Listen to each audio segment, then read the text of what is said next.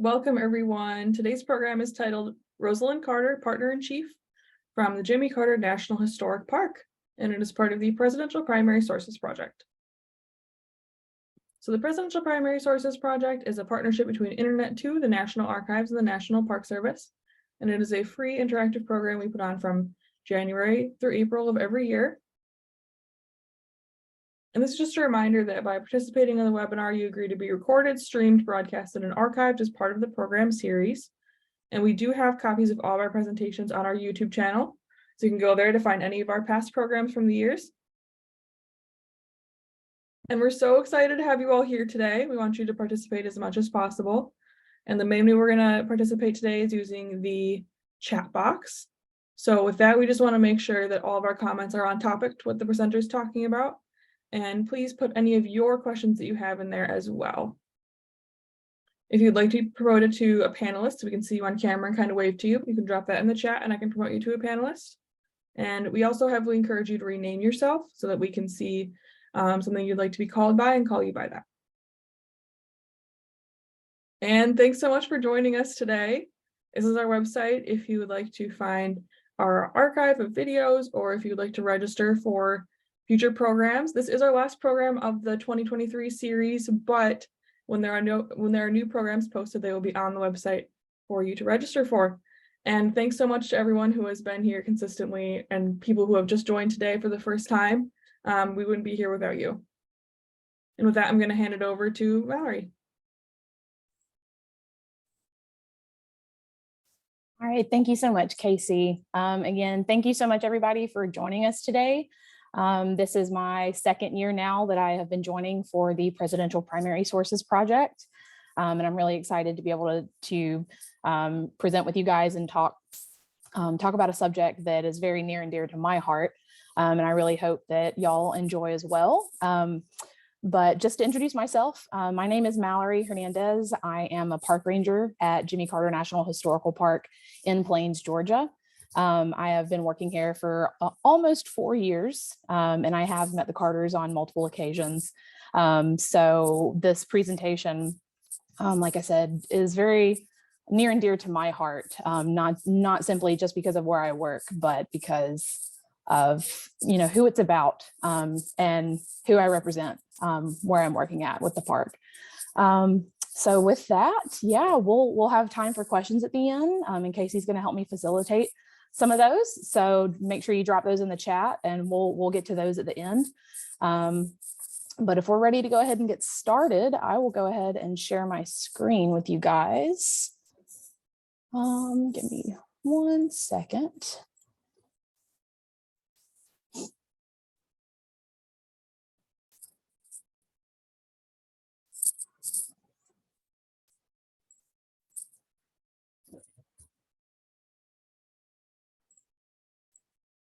All right, you see everything good, Casey? Yep, looks great. All right, so we will go ahead and get started then. So today we are actually going to be talking about Miss Rosalynn Carter, and primarily we're going to be talking about how she was, not just First Lady, not just President Carter's wife. She was a partner in chief. So when we talk about the Carters, really, it's rarely a conversation about just one or the other.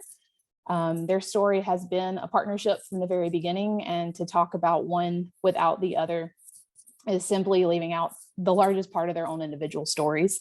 Having just celebrated their 76th wedding anniversary last July, Jimmy and Rosalynn are now the longest married presidential couple in American history. And I think that's very fitting considering the fact that we're talking about their partnership and its impact on Rosalynn's influence throughout history. So yeah, when we talk about Miss Rosalynn, a phrase that often comes up a lot is that she was a pioneering woman, a pioneering First Lady, and she did so much alongside her husband individually as well. But yeah, so former First Lady Rosalynn Carter has worked for more than 5 decades to improve the quality of life for people around the world.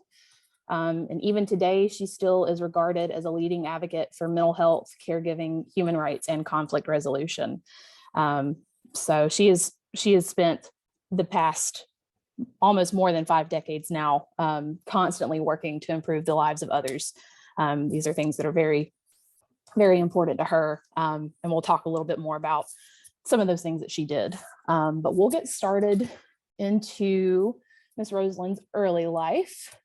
So Rosalynn was the oldest of 4 children, born to Wilbur and Edgar Smith. He was a mechanic and farmer, and her mother was Allie Murray Smith. So her father's death in 1940, when she was 13 years old, actually forced Rosalynn to have to assume some additional responsibilities. And as she would later say, it somewhat ended her childhood. It really forced her to have to grow up and take on a role that she wasn't quite prepared for at that young of an age. To help her mother, she shouldered extra housework and even took on a job helping with her mother's dressmaking business. And despite the extra responsibilities, she still went on to become valedictorian of her graduating class at Plains High School, which honestly just goes to show, in my opinion, her dedication and how she perseveres at everything that she does. So despite although her father's death was very tragic and a huge hardship to face at such a young age, I personally believe this really shaped Rosalynn in the way that we would continue to see her step into roles that were seemingly larger than life itself, really without a second thought. She just kind of took life by the horns and said, let's do this. So you can see some pictures right up here. On the far left, this is an old photograph of infant Rosalynn with her mother, Miss Allie, on the porch of their home here in Plains, Georgia. The second photo in the middle there is Miss Rosalynn actually standing in the middle between all these girls here at school. And on the right is a school yearbook photo. I believe she's about 17 years old in this photo here. And a quote that was actually, I found in a book that was spoken by her mother. The way she described Rosalynn was unsmiling and serious with inquisitive, intelligent eyes. And I think that's very telling because she does always kind of have this very serious look to her in a lot of the photos that we'll see. And it's just kind of a very signature look for Miss Rosalynn. All right. And then here are just some more photos here of Rosalynn throughout her childhood. She's with some of her friends here. The photo on the far left, she's actually playing with one of Jimmy's youngest sisters, Ruth, and one of their friends, Aline. On the top right is another school photo. I believe this was the senior girls. Rosalynn is in the very center in the yellow dress. And then on the bottom, there she is with a couple of her friends, her childhood friends as well. All right, so Rosalynn had actually long known Jimmy Carter from around Plains and had known him as the big brother of her best friend, Ruth, that I mentioned earlier. She really took interest in Jimmy when he entered the Naval Academy, and she saw Ruth's photo of her brother in uniform, and that really did that for her. She was all in at that point. She realized that the interest was mutual when Jimmy actually asked her out on a date to the Rylander Theater when he was visiting home in 1945. So they did start dating shortly after that. And Jimmy recalls telling his mother the next morning at the breakfast table that she's the girl I want to marry. And they actually did get married the following summer on July 7th, 1946. So right here on this slide, this is a photo of a very young Jimmy Carter in his naval uniform. He signed in the bottom right corner there, and the inscription says, "Darling, I love you with all my heart for all my life, Jimmy." And I think that really sets the tone for their life together. They are just as in love today as the very first time that they met. It is a story and a theme that has played out often, and they have been partners through it all. We'll see that kind of repeat itself as we continue through this presentation here. All right.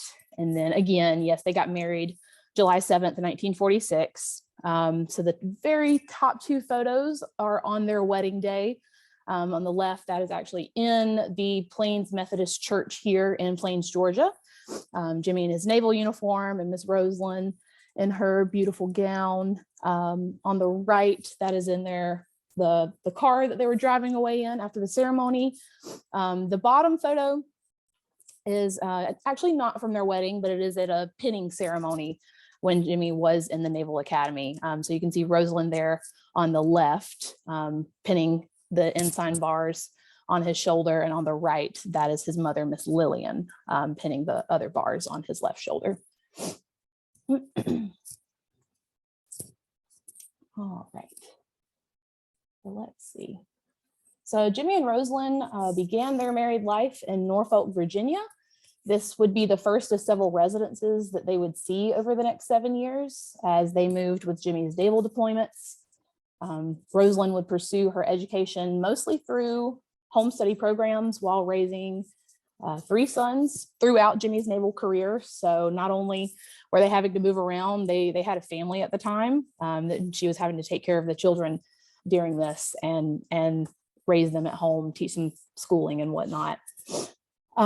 Their daughter Amy would be born much later in 1967. She's about 13 years younger than their youngest son. So this was long after the couple had moved back to Plains, Georgia. Let's see, yes. So yeah, long after the couple had moved back to Plains, Georgia following the death of Jimmy's father. Rosalynn was actually quite accustomed to the chaotic life of uprooting every so often. She was even, actually she was really reluctant to move home. She absolutely did not want to give up their lifestyle. She did not want to come back to little Plains, Georgia after a life of moving all across the country. You know, they'd lived in Hawaii, they'd been up in Virginia, so they'd seen so many different things. So she really, really was reluctant to come home. But as we know a little bit, that's not where their adventures would end. She feared moving home would mean a loss of independence and fewer opportunities for travel. And again, we know that became far from the truth, but little did she know what would be waiting for her. Whoops, sorry, got ahead of myself there. All right. So, like I said, Jimmy and Rosalynn, it's really been a partnership from the beginning. They have been partners through it all.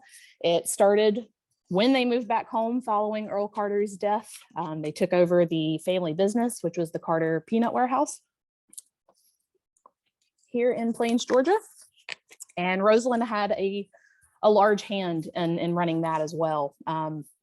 So there's a quote that said, we developed a partnership when we were working in the farm supply business, and it continued when Jimmy got involved in politics. I knew more on paper about the business than he did. And that's something that President Carter has backed many times and said that Rosalynn knew more about the business than he did at times. So long before tackling a presidency and first ladyship together, they had that partnership established. While Jimmy ran the family peanut business, Rosalynn kept the books and did the bookkeeping. And again, at times said she knew more on paper about the business than Jimmy did. She had a major role in campaigning for her husband. All of his political endeavors, whether that was for governorship or presidency.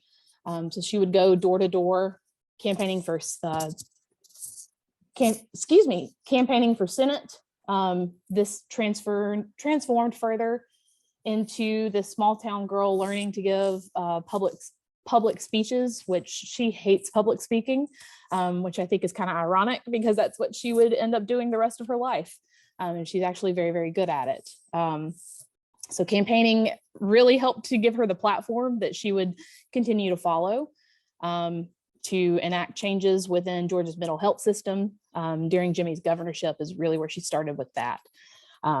So yeah, whether it was the family business, the governorship, campaigning together onto the White House, one right by the other, you will see that throughout history, and even still today, post politics, they are still right there with one another. All right. So as First Lady of Georgia, Rosalynn fought for overhauling the state's mental health system. Her advocacy work began in 1971 as part of the Governor's Commission to improve services to the mentally and emotionally handicapped. And she kept this issue at the forefront of the state government and oversaw the initiation of reforms. So her work continued into her husband's presidency when she served as the honorary chair of the Commission on Mental Health and helped bring about passage of the Mental Health Systems Act of 1980. This would go to serve grants to communities or to community mental health centers. We'll talk about that a little bit more in just a moment. But I still think it's such an honor to call Rosalynn such a championed mental health advocate. And honestly, I consider her a trailblazing woman in the field of mental health because, this mental health is not something that was often talked about or regarded very fondly, especially in the time that, Jimmy Carter was a governor and even further into the presidency. It's just not something that was spoken about. So the fact that Rosalynn chose that as her platform and pursued it as hard as she did and was successful as she was, speaks volumes. So some of these photos here are just Rosalynn throughout the governorship. Here on the far right, that was the inaugural day when Jimmy accepted the governorship there. All right. And since we are national parks, we do have museum items. We have our archives. So I do have in our PowerPoint here a couple of things that we do have in our archives. So this right here is a handwritten letter that was written by Rosalynn on August 18th in 1971. This letter is a thank you to Barbara Sugarman, who, if we go back, is actually in the first photo on the left there. That is Rosalynn and Barbara Sugarman. But this letter was written to Barbara by Rosalynn, thanking her for her hospitality and a gift when Rosalynn first moved into the governor's mansion. It's on a printed letterhead from the governor's mansion. And you can see her beautiful handwriting there. But the inscription reads, "Dear Barbara, you have been so wonderful to me since I moved to Atlanta. I don't know how to say thank you. I love the plaque and I know the birthday party was your idea. Thank you, thank you. I look forward to seeing you after and claim you as one of my closest friends. Sincerely, Rosalynn." So Rosalynn had a large task ahead of her of having to do a lot of entertaining and hosting at the governor's mansion, which she did in addition to fighting for policies alongside her husband. So the first ladyship of Georgia did not come without setbacks and lots of responsibilities as well, but she still took time out of her day to be very intentional with people. She's very personable, as you can see here. She took her time to reach out to a dear friend that she would come to know very well throughout the governorship here. So this is one of the items I believe that we have in our collection here at Plains High School in Plains, Georgia. It's not on display at the moment, but it could be in future years. So you never know. It's something you can see behind the scenes.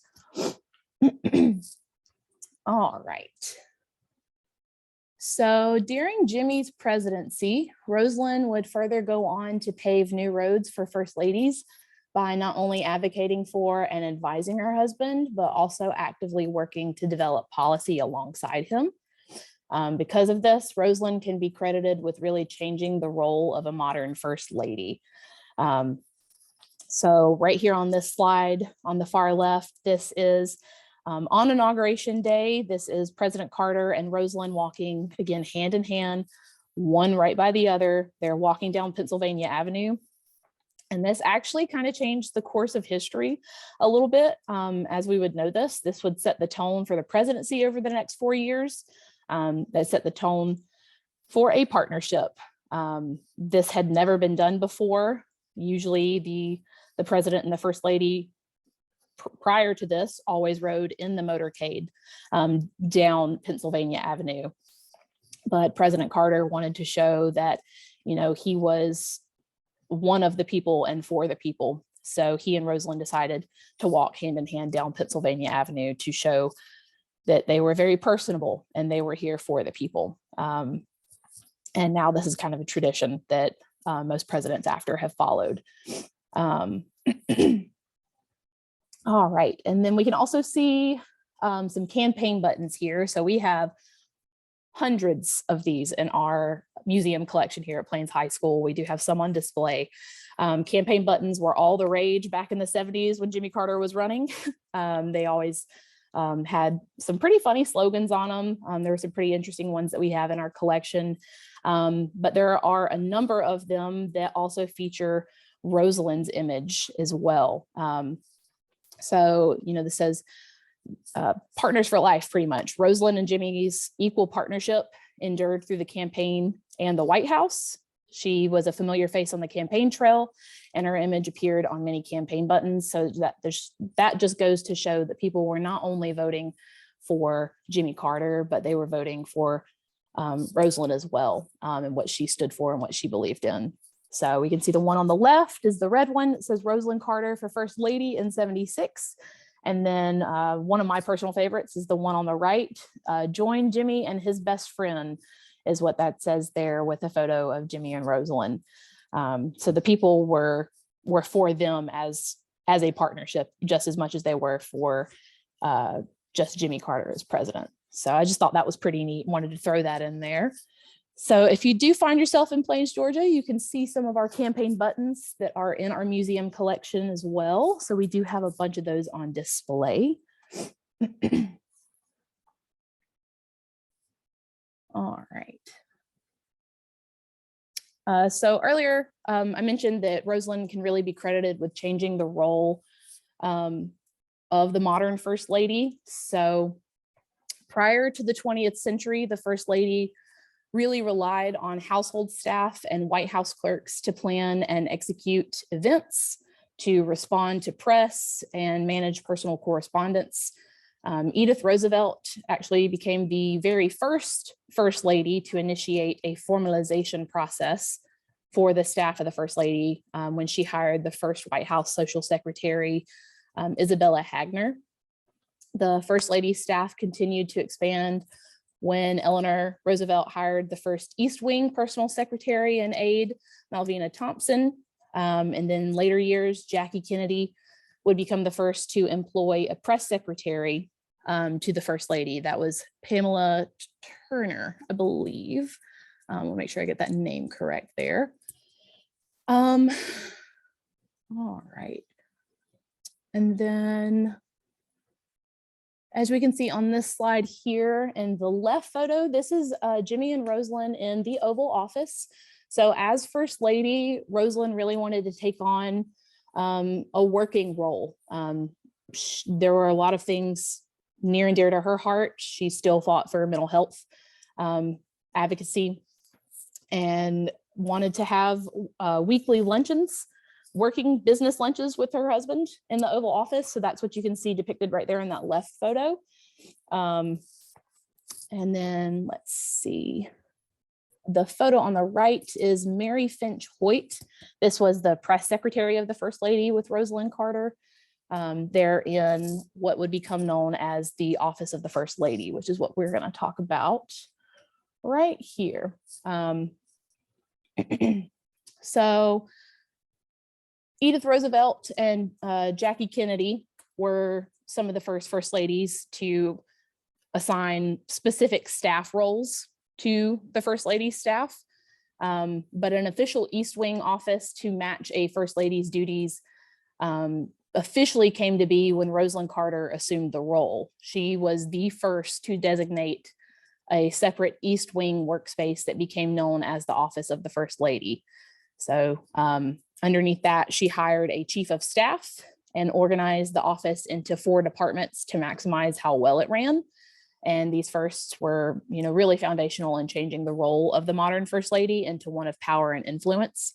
And it's a model that we still see in play today. Every First Lady after that has had a really, really active role in the things that they have done alongside the president as well.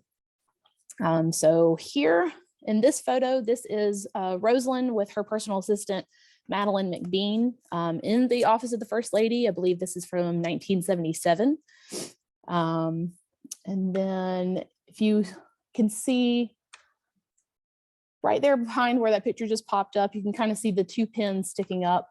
And that is actually this item here that is on display in our museum. So this is a brass desk set and pin holder. She brought this from Plains to the White House to be used in her office.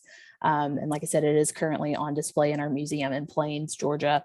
So she wanted to have a little piece of Plains with her in the White House. And I think that's really cool that that was in the office of the First Lady, considering how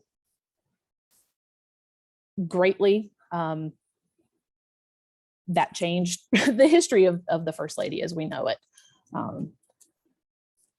So if you ever find yourself down here, you can check that out in person. All right.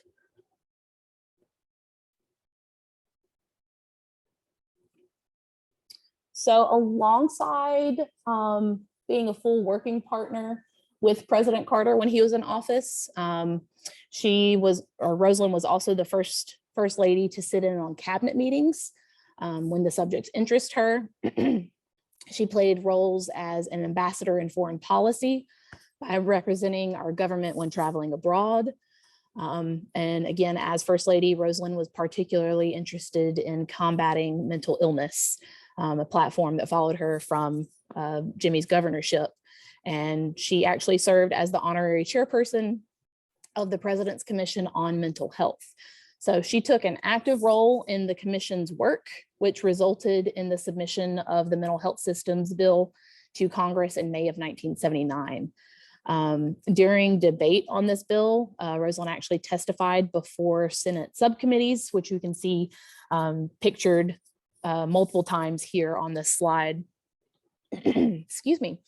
And she was the first presidential wife to actually make such an appearance since Eleanor Roosevelt in 1945. So much of this law was repealed under the Reagan administration, but it was still considered a landmark in mental health policy. So this was a really large thing that she fought for. And then these photos here, a couple of them, most of these are before Senate subcommittee meetings or cabinet meetings.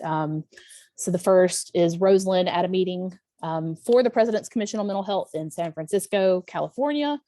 The second there is Rosalynn testifying on behalf of the commission before the Senate subcommittee and Senate Subcommittee on Health and Scientific Research in Washington, D.C. That was in 1978, I believe. And again, the third photo is from the same session, another day. The fourth photo there, Rosalynn again chairs a meeting in Chicago, Illinois for the President's Commission on Mental Health. So she was a very busy woman, but this was very important to her.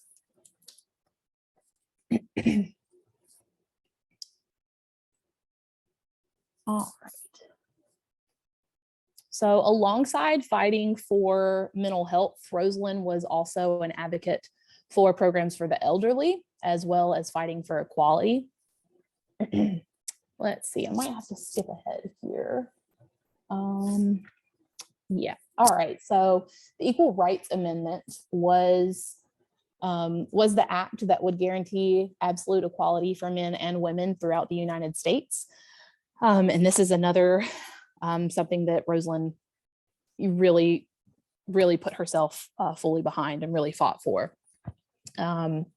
So the ERA, or the Equal Rights Amendment, was introduced in every session of Congress from 1923 until it passed in 1972. When it went to the states for ratification, it had a 7-year deadline to pass, and it was slow to gain approval from the 38 states it needed to pass. Together, President Carter and the First Lady took up the fight together to get this act passed. President Carter extended the initial 7-year deadline and was very vocal in his support of it, alongside his wife. Even though the ERA was never ratified, despite the Carter's efforts, and it's a chapter that they both look back on with regret that more couldn't be done. But I still think that's pretty cool, what they were able to accomplish, even getting the extension there. So here on this slide, the large photo on the right, this is Rosalynn at the podium speaking to an audience of ERA supporters during the National Women's Conference.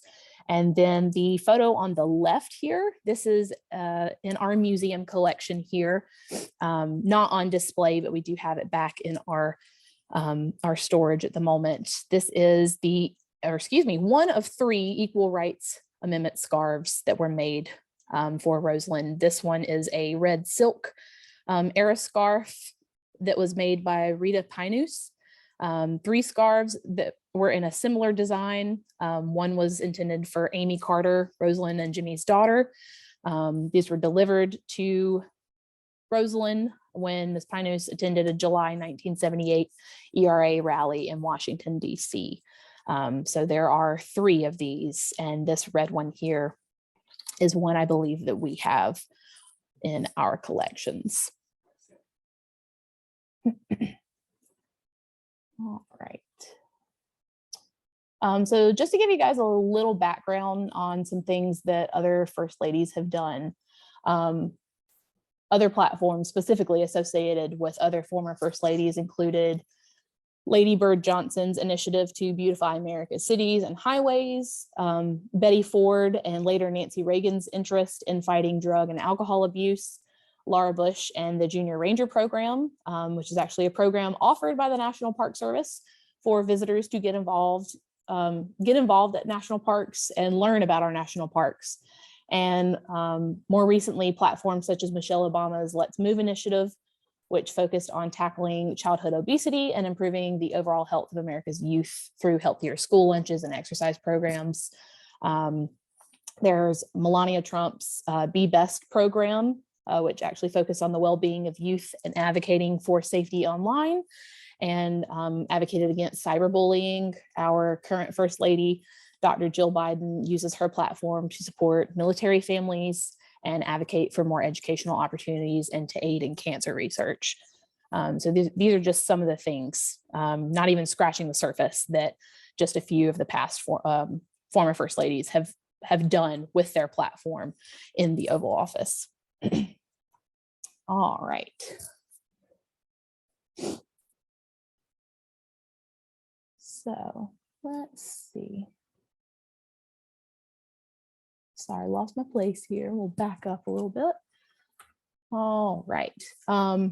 While First Lady, Rosalynn also overhauled diplomacy and foreign relations. So she was an integral part in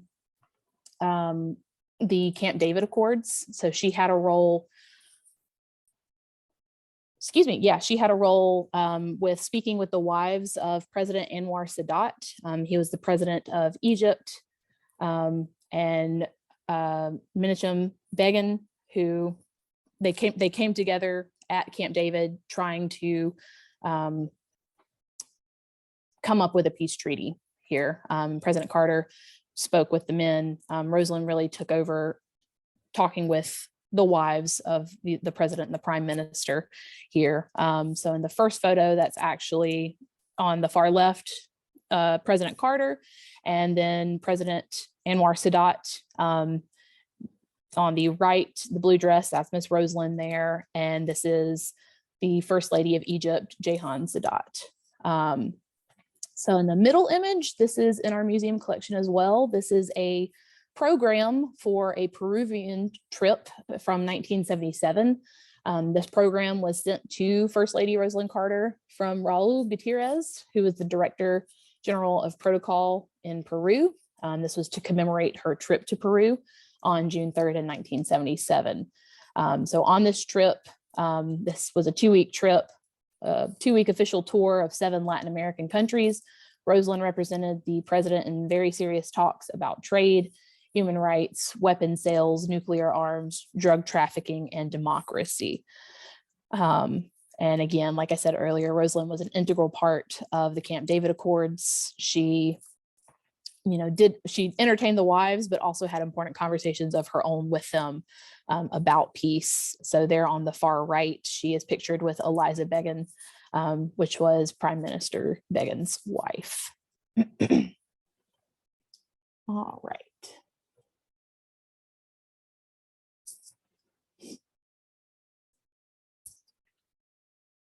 All right. So following the Equal Rights Amendment, Rosalynn took her husband's loss for presidency to Ronald Reagan hard, but she turned her focus and energy to the same causes that had interested her long before entering the White House. While the platform for mental health really took off while he was in office, her efforts continue even to this day, all with her husband by her side in partnership. She continued to work to improve mental health care and to promote other projects that would result in good for others. Like President Carter, her work and their work after the White House is just, if not more, impactful. All right. So one of the next things that Miss Rosalynn, one of her next achievements that she would have moved on to accomplish was in 1987. The Rosalynn Carter Institute for Caregivers, or RCI, was established. This was rooted in former First Lady Rosalynn Carter's belief that there are only 4 types of people in the world: those who have been caregivers, those who are caregivers, those who will be caregivers, and those who will need caregivers. RCI was established at Georgia Southwestern State University in her honor. That is in Americus, Georgia, which is about 15 minutes from our park here in Plains, and is where she also attended college for a few years. And a quote that I found by her says that caregiving is hard, even on the good days when it brings joy and fulfillment. It requires dedication, determination, and time. RCI began offering coaching and support to caregivers in Georgia and has since grown to embrace opportunities to reach more caregivers in more ways and in more places. It is now a nationally independent organization and is now called the Rosalynn Carter Institute for Caregivers. So let's see. Furthermore, some other things that she did: responding to the need for local collaboration on mental health. Rosalynn also instituted in 1996 an annual Georgia Mental Health Forum for professionals and consumers statewide. The annual forums have focused on developing tangible solutions to help Georgia build a healthier mental health care system. So she is still to this day fighting to overhaul the state's mental health system, which is, like I said, just goes to show her dedication and perseverance to something. When she gets it in her mind, she is going to see it all the way through to the end. All right. And then the Carter Center. So in 1982, Rosalynn and Jimmy partnered with Emory University to found the Carter Center. This is a nonprofit human rights organization dedicated to improving the quality of life for people at home and in the developing world through programs of peace and health. They also work with Habitat for Humanity, participating in the annual week-long Jimmy and Rosalynn Carter Work Project that began in 1984 as building homes for the needy. They, of course, are no longer participating in that at 98, 95 years old, but up until 2019, I believe, was the last time that they went out with Habitat for Humanity to work on that project. They were in Nashville, Tennessee, the last they did that. So with the Carter Center, in particular, in 1990, they actually monitored elections in Nicaragua. So poll workers would dip voters' fingers in green election ink that you can actually see in the bottom right-hand corner there. They did that to help catch double voters. And then banners like the one in the top left there celebrated the country's first peaceful transition of power. So these are 2 items that we have on display in our museum as well, that just show, you know, a little bit of what the Carters did post White House, things that they were very involved in. And election monitoring was one of the big ones.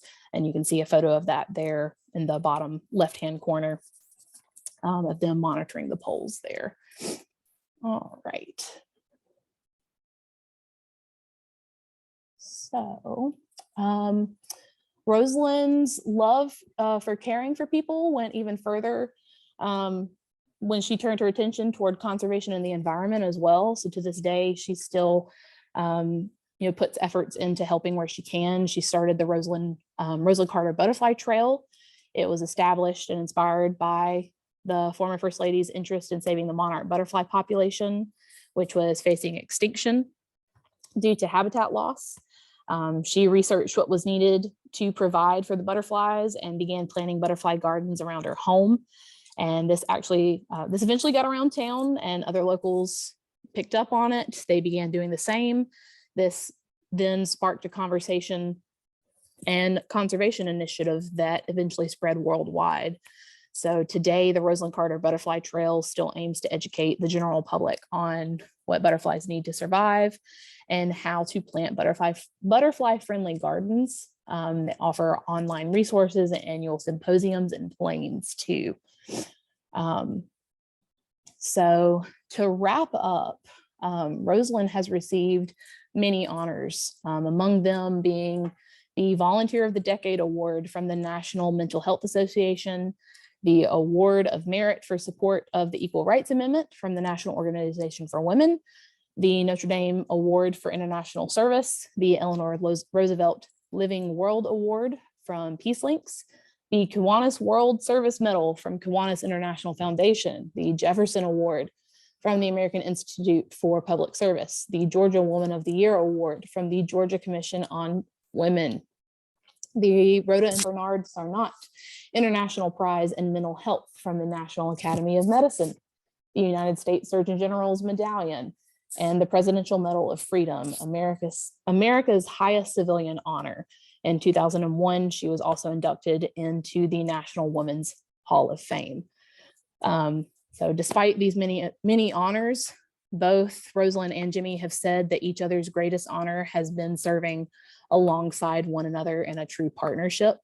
I think these two really have shown us what it means to work together, not only as business partners, but as life partners.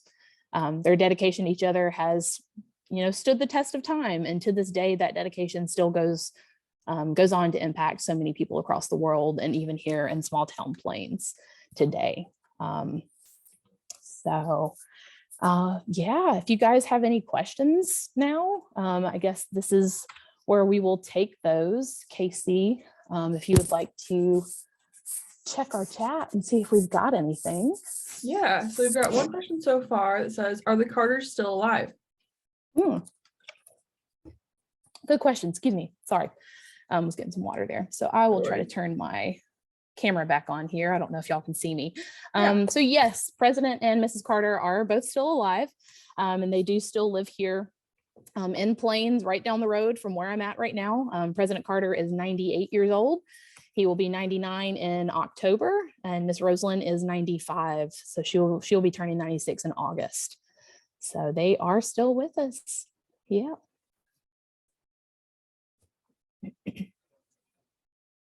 Do we have any other questions?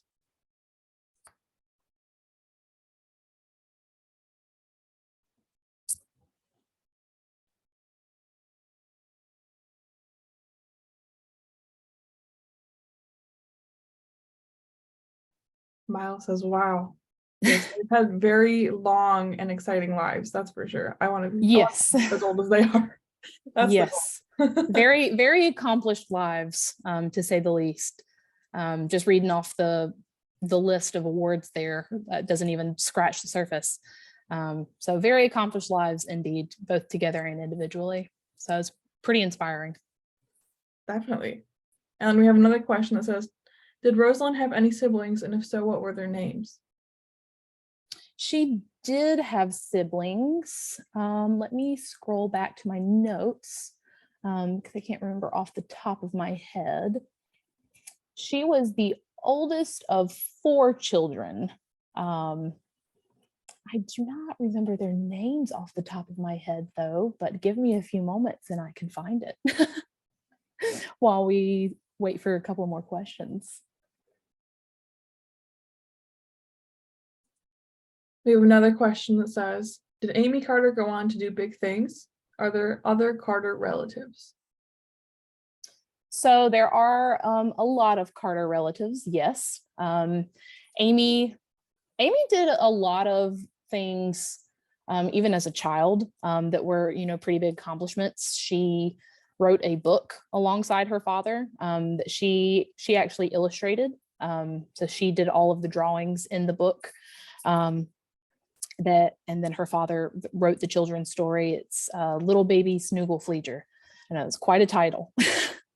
But Little Baby Snoogle-Fleeger was an accomplishment pretty early on that she did. I think that's a pretty big feat for a kid to accomplish alongside her father, who's a president or former president. And then as far as in her adult life, off the top of my head, I'm not quite sure. She went on to become a school teacher. So she led, a pretty normal everyday life. So there are a lot of accomplishments in and of itself, going on to become a teacher after having such a childhood. Yeah.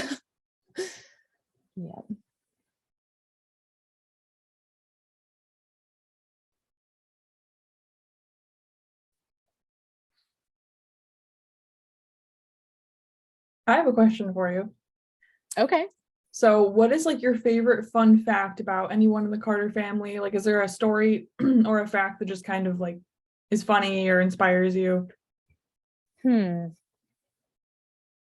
Oh, that's tough. There's a whole lot of knowledge I have to keep in here, so it's hard to sift through things. A fun fact or funny story. Yeah, you caught me off guard, Casey. Dang. It's always a fun question to ask. I feel like there's some weird things that people do that are in those high offices that are just like quirky or Yeah. like Trying to think. I don't know, something that I think's kind of interesting that still blows my mind to this day. This goes back to President Carter's childhood, when he was as young as 5, I believe, 5 or 7. He was actually working in the blacksmith shop on the farm out here, working alongside his father to create tools that they would need to work the farm, and shoes like for the horses. And I just think that's kind of wild. It just shows the difference between then and now, because you definitely don't have 5 and 7-year-olds working with fire and hot metal, and going on to do that. And that was, a really important job back then. So he's been working hard his whole life. And that just, again, it just sets the tone for what we have seen play out through history. So I don't know if you necessarily consider that a fun fact, but it's a neat fact that is kind of inspiring to me. Yeah. Yeah, I think that's definitely a fun fact. That's super interesting to think about how much his life changed like over the course of the years. Mm-hmm. Yeah. Looks like we have a few other questions. So, Okay. Did any other Carter relatives go on to do big things? And then Miles says, I thought I remember that another Carter ran for governor of Georgia, maybe a grandson or nephew, but it doesn't seem like the same political family legacy for example, like the Bush family. Right. Yes.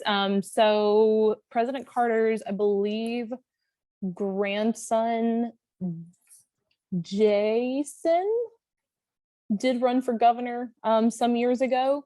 It was not a successful campaign, but he is still involved in politics a little bit. So he did try to follow in his granddad's footsteps. So yes, I believe that was Jason Carter.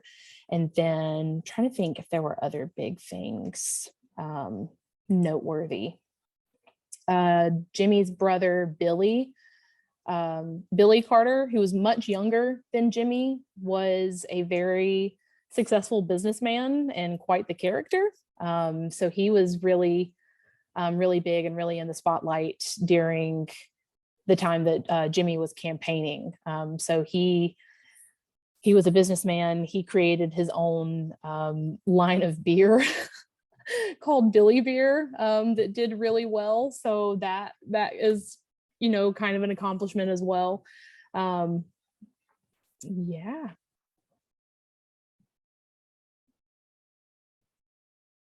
Cool. Definitely very varied experience there. And we have one more question that says, did Jimmy Carter have any siblings? And if so, what were their names? Yes. So Jimmy had 3 siblings. So I did just mention Billy, that was his youngest brother. And he had 2 sisters named Gloria and Ruth. So he was the oldest of 4 children as well. So something that he and Rosalynn both have in common.